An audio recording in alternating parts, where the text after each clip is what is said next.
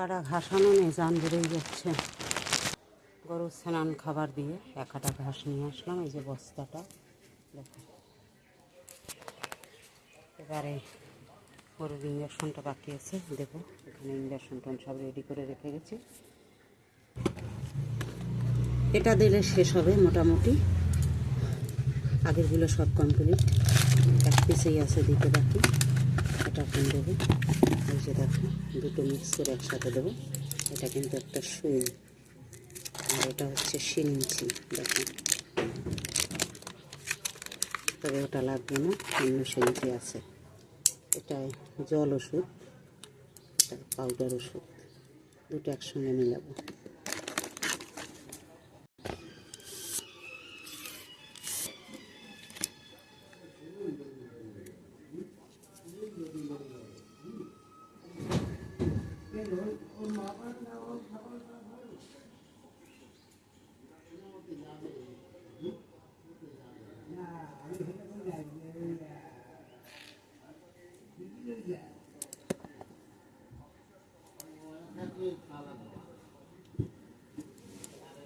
এটার ভিতরে এবার ভরবো।